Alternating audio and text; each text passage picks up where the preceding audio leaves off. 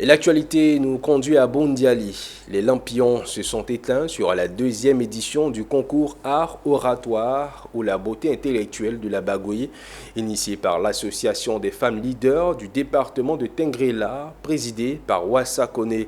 Ce concours a pour objectif de faire la promotion de l'usage du français et la prise de parole en public.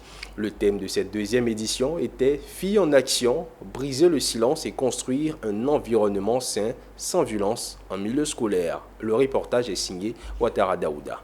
Démarrer avec 150 candidates issues des établissements secondaires de la Bagoué Boundiali Kouto Tengrela après les phases éliminatoires en janvier. Ces 13 élites qui ont été retenues pour s'affronter ce jour du 4 mai 2023.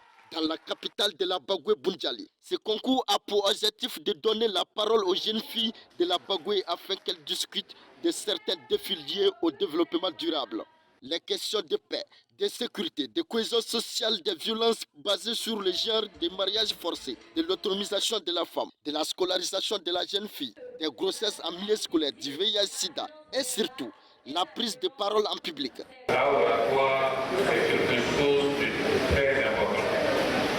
Que vous étudiez les mathématiques, que vous étudiez la physique, que vous faites des sciences ou de la littérature, si vous allez loin dans vos études, le jour où vous allez finir d'étudier, ça finit par une soutenance.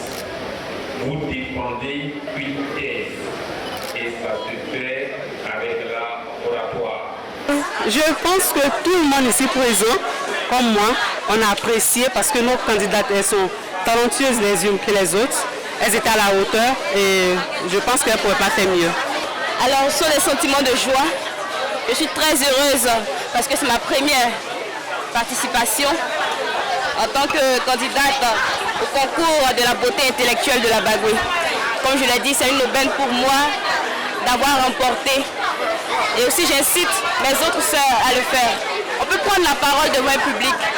Il suffit juste de combattre ses peurs. La remise des trophées aux plus éloquentes ont soldé cette deuxième édition par la FILIN, Association des femmes leaders du département de Tengrela.